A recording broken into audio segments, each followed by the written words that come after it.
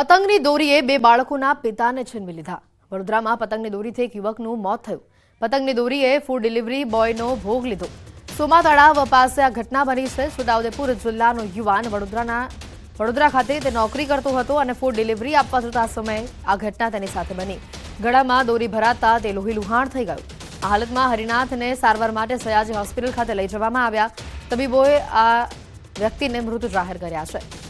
મૃત જાહેર કરતા પરિવાર આક્રમમાં છે। પરિવાર પર મોટું આભ ફાટી પડ્યું છે। ઉત્તરાયણના દિવસો નજીક છે અને હજી લગભગ એક મહિના જેટલો સમય બાકી છે અને તેવામાં આ કાતિલ દોરી લોકોના જીવ છીનવી રહી છે। વધુ માહિતી મેળવીશું। ફોનલાઈન પર સંવાદદાતા હાર્દિક જોડાઈ ચૂક્યા છે। હાર્દિક, હજી મહિનાની વાર છે ઉત્તરાયણ પર્વને અને એ પહેલાથી જ આવા સમાચાર આવવાની શરૂઆત થઈ ગઈ છે કે પતંગની દોરીએ કોઈનો જીવ લઈ લીધો। બિલકુલ હેતવી, જો તમને ખ્યાલ હોય તો થોડા દિવસ અગાઉ પતંગ પકડવાના ચક્કરમાં એક નાના બાળકે પોતાનો જીવ ગુમાવ્યો હતો। ત્યારે આ જ પતંગ જે છે તે બીજા એક યુવકના મોત માટે નિમિત્ત બની છે। આ વડોદરા શહેરના જે એક યુવક છે સોમા તળાવ પાસે બપોરના ગાળામાં પસાર થઈ રહ્યો હતો। ફૂડ ડિલિવરી બોયનું કામ કરતો હતો। દરમિયાન પતંગનો દોરો જે છે વચ્ચે આવી ગયો હતો અને ગળું કપાઈ જતા તેનું ઘટના સ્થળે જ મોત જે છે તે નીપજ્યું હતું। ઉલ્લેખનીય બાબત છે કે હજી ઉત્તરાયણને ઘણો સમય બાકી છે, પરંતુ અત્યારથી જ આ પતંગના દોરાના કારણે લોકો પોતાના જીવ ગુમાવતા હોય, કાં તો પતંગ પકડવાના ચક્કરમાં બાળકો પોતાના જીવ ગુમાવતા હોય, તે આ પ્રકારની ઘટનાઓ જે છે તે સામે આવી રહી છે। કહી શકાય ચોક્કસથી હાર્દિક કે જે રીતે આ જીવ ગયો છે, ચાઇનીઝ દોરી પર પ્રતિબંધ છે છતાં પણ હજી ઠેક ઠેકાણે ચાઇનીઝ દોરીથી લોકો પતંગ ચગાવતા જોવા મળી રહ્યા છે। બિલકુલ, જો ચાઇનીઝ દોરીની અને ચાઇનીઝ તુક્કલની આપણે વાત કરીએ તો અગાઉથી જ્યારે આગોતરું આયોજન કરવાનું હોય છે ત્યારે જે વહીવટી તંત્ર છે તે આયોજન કરતું નથી, પરંતુ જ્યારે ઉત્તરાયણ નજીક આવે છે ત્યારે જાહેરનામાનું ભૂત ઢૂંઢતું હોય છે, પોલીસની કાર્યવાહીનું ભૂત જે છે તે ઢૂંઢતું હોય છે। અગાઉથી જ આ આયોજન જે છે તે કરવાની જરૂર છે, કારણ કે ચાઇનીઝ દોરી જે છે તે પહેલા પક્ષીઓના જીવ લેતી હતી, પરંતુ હવે તો લોકો પોતાનો જીવ જે છે આ ચાઇનીઝ દોરીના કારણે ગુમાવી રહ્યા છે। ત્યારે ચોક્કસથી ઉત્તરાયણ આવવાની હજી વાર છે, ત્યારે અત્યારથી જ પોલીસે સખત કાર્યવાહી કરવી જોઈએ અને જે ચાઇનીઝ દોરી જે છે તેનું વેચાણ કરતા જે વેપારીઓ છે તેમની સામે કાર્યવાહી કરવામાં આવે તે અત્યારે જરૂરી બન્યું છે। આભાર હાર્દિક, માહિતી બદલ।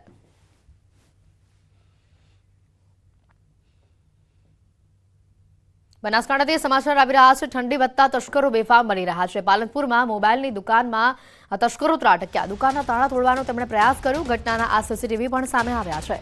રાત્રે 10 વાગ્યાની આસપાસ તસ્કરોએ મોબાઈલ રિપેરિંગની એક દુકાનના તાળા તોડવાનો પ્રયાસ કર્યો। શહેરના પૂર્વ પોલીસના પેટ્રોલિંગ ઉપર પણ અનેક સવાલો ઉભા થઈ રહ્યા છે। આ ઘટનાને લઈને દુકાન માલિક દૌલતભાઈ માળીએ પાલનપુર પૂર્વ પોલીસ મથકે જાણ કરી છે। ઘટનાના આ સીસીટીવી સામે આવતા પોલીસ પણ હવે સમગ્ર મામલે તપાસ કરી રહી છે। વધુ માહિતી મેળવીશું। ફોનલાઈન પર સંવાદદાતા કિશોર જોડાયા છે। કિશોર, આ ઘટનાના સીસીટીવી સામે આવતા પોલીસે કેવા પ્રકારની કાર્યવાહી હાથ ધરી અને આ તસ્કરો પકડાયા છે કે કેમ? ચોક્કસથી પાલનપુરમાં શિયાળામાં ઠંડી જામતા હવે ચોર ઓળખીઓ જે છે તે પણ સક્રિય બની રહી છે। પાલનપુર શહેરના પાવર હાઉસ વિસ્તારમાં રાત્રિના 10 વાગ્યાના સમયે મોબાઈલ રિપેરિંગના દુકાનના તાળા તોડવાનો એક પ્રયાસ એક ચોર કરી રહ્યો છે। આ સમગ્ર ઘટના છે તે સીસીટીવીમાં કેદ થઈ ગઈ હતી અને ચોરે તાળું તોડવાનો પ્રયાસ કર્યો હતો, પરંતુ અચાનક તેની નજર સીસીટીવી પર પડે છે અને ત્યાંથી તે રવાના થઈ જાય છે। આ સમગ્ર મામલે દુકાનના માલિક દૌલતભાઈ માળીએ પાલનપુર પૂર્વ પોલીસ સ્ટેશને પણ અરજી આપી છે અને ટૂંક જ સમયની અંદર પોલીસ પર તપાસ હાથ ધરશે અને તપાસ બાદ આ ચોરને પકડવામાં આવે તેવી શક્યતાઓ છે। પરંતુ અત્યારે તો મહત્વની વાત તો એ છે કે રાત્રિના 10 વાગે જ ચોરીનો પ્રયાસ થઈ રહ્યો છે, ત્યારે પોલીસના પેટ્રોલિંગ પર પણ અનેક સવાલો ઉઠી રહ્યા છે। જી આભાર કિશોર, માહિતી બદલ। વડોદરામાં બિચ્છુ ગેંગના સાગરીતોનું સરઘસ કાઢવામાં આવ્યું। 25 લાખની ઉઘરાણી કરી ધાક ધમકી આપનારાઓનો આ પ્રકારે સરઘસ કાઢવામાં આવ્યું। મહિલા તેમજ પુત્રીને ગેંગરેપની ધમકી આપી હતી। આરોપીઓને પોલીસે દોરડા બાંધીને ભર બજારે ફેરવ્યા હતા। ત્યારે પોલીસ ઇન્સ્પેક્ટરે કહ્યું છે કે જનતામાં આવા અસામાજિક તત્વોનો ડર ઓછો થાય તે માટે આ પ્રકારનું સરઘસ કાઢો। આવા અસામાજિક તત્વોથી તમારે ડરવાની જરૂર નથી, પોલીસ તમારી સાથે છે।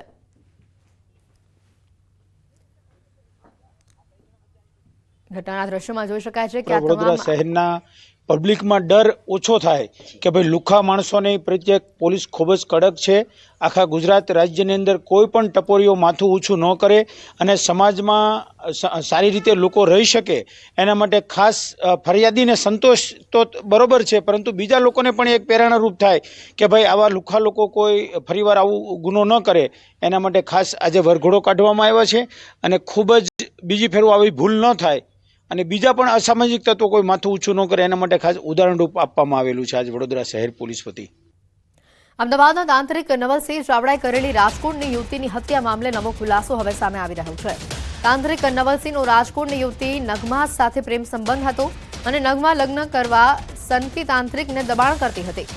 લગ્ન માટે દબાણ કરતા નવલસિંહે ઉશ્કેરાઈ ગયો અને યુવતીને વઢવાણ પોતાના ઘરે બોલાવી અને સોડિયમ પાવડર આપી તેની હત્યા કરી નાખી. હત્યા કર્યા બાદ લાશના ટુકડા કરી વાંકાનેર નજીક ખાડો ખોદી દાટી દીધા.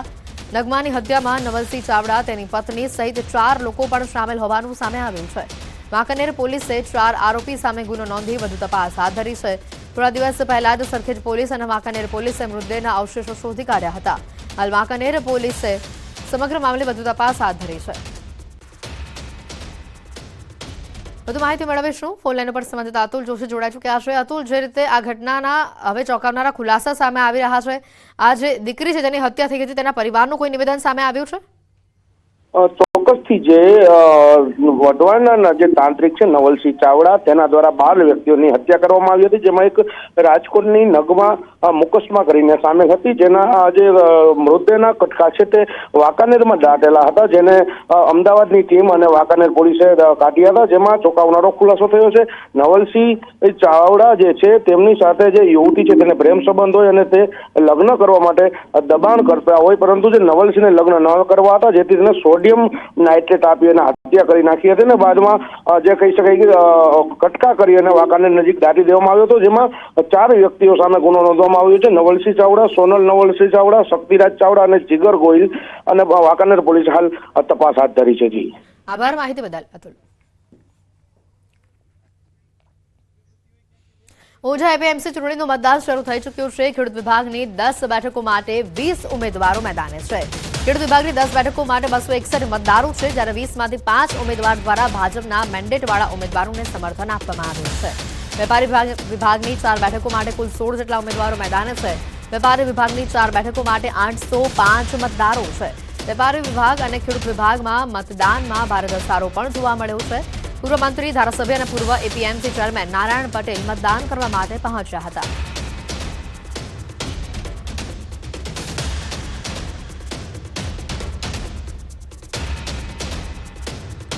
ઊંઝા એ સમગ્ર એશિયામાં ખ્યાતનામ મસાલા બજાર છે, એટલે આની ચૂંટણી પ્રત્યે લોકોને ચોક્કસ જિજ્ઞાસા હોય, પણ અહીંયા આગળ ખૂબ જ સૌહાર્દભર્યા વાતાવરણમાં અત્યારે ચુનાવ થઈ રહ્યો છે. ખેતીવાડી ઉત્પન્ન બજાર સમિતિ ઊંઝાની ચૂંટણી યોજાઈ રહી છે અને વેપારી વિભાગ અને ખેતીવાડી ખેડૂત વિભાગની ચૂંટણી આજે ચાલી રહી છે.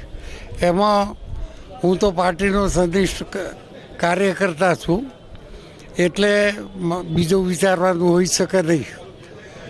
અને લોકોએ ઉત્સાહભેર જેને જે રીતે વોટિંગ કરવું હોય એ રીતે કરશે, એ જ અભિલાષ. આજની ચૂંટણી એટલે ઊંઝા એપીએમસી આખા એશિયાનું સૌથી મોટું માર્કેટ છે અને સ્વાભાવિક છે કે એને લઈને ચૂંટણી આવે એટલે દરેક લોકોને થોડી અપેક્ષા હોય, આકાંક્ષા હોય અને દરેક જણ આ એપીએમસીના વહીવટમાં યોગદાન આપવા માટે પોતપોતાની રીતે પ્રયત્નો કરતા હોય. આ ચૂંટણી છે, ભારતીય જનતા પક્ષે જે મેન્ડેટ આપ્યો છે એ ઉમેદવારોને અમે વિજેતા બનાવવા પ્રયત્નશીલ.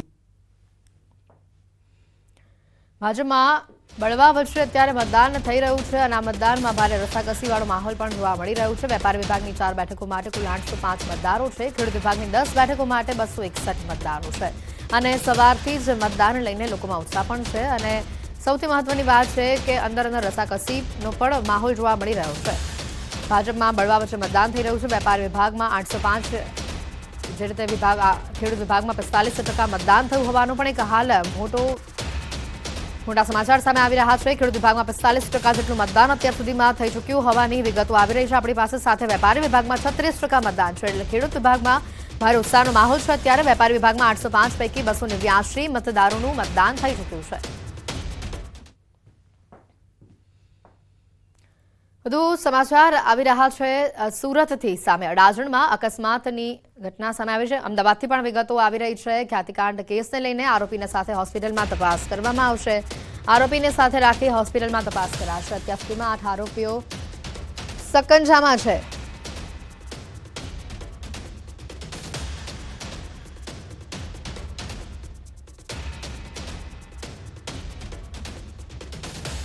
ખ્યાતિકાંડમાં વધુ કેટલાક મોટા ખુલાસા સામે આવી શકે છે। આરોપીને સાથે રાખીને હોસ્પિટલમાં તપાસ કરવામાં આવશે। આરોપી રાજશ્રી કોઠારી 25 ડિસેમ્બર સુધી રિમાન્ડ પર છે।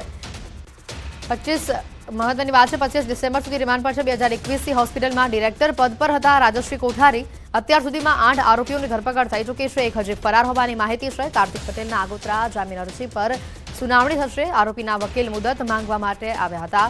માત્ર એક જ આરોપી મુખ્ય સૂત્રધાર કાર્તિક પટેલ વિદેશમાં હોવાની વાત છે। પરિવારજનો દ્વારા આગોતરા જામીન અંગે સુનાવણી થશે। મહત્વનું છે કે ખ્યાતિકાંડની તપાસમાં એ પણ ખુલાસો થયો છે કે ખ્યાતિ હોસ્પિટલની મીટિંગ મળી હતી। તેમાં ગમે તેમ કરીને રોજના 10 ઓપરેશન કરવાની ડાયરેક્ટરે સૂચના આપી હતી। જેમ બને તેમ સરકારી યોજનાઓનો લાભ લઈ પૈસા ખેંચી લાવવા કહેવામાં આવ્યું હતું અને તેના કારણે બેફામ રીતે હોસ્પિટલમાં ફક્ત સરકારી યોજનામાં બંધ બેસતા લોકોના ઓપરેશન કરવામાં આવતા હતા। હોસ્પિટલમાં 1 સપ્ટેમ્બર 2021 થી 28 ઓક્ટોબર 2024 સુધી 8534 દર્દીઓની સારવાર પૈકી 112 દર્દીના મોત થયા હોવાની માહિતી છે। હવે સૌથી મોટી વાત થઈ રહી છે કે 2 દર્દીઓના ભોગ લેનાર ડોક્ટર પ્રશાંત વજીરાણી હોસ્પિટલની પેનલમાં જ ન હતો, છતાં ઓપરેશન કર્યા છે।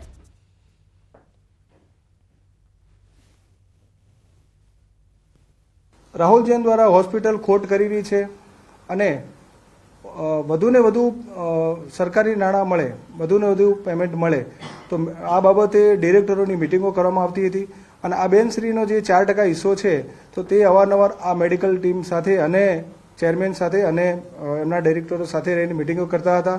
હોસ્પિટલને કેવી રીતે ખોટમાંથી બચાવવી અને હોસ્પિટલને આ ખોટમાંથી બચાવીને હોસ્પિટલ કેવી રીતે વધુ નફો કરે એ દિશામાં આમનો પણ પ્રયાસ રહેતો હતો।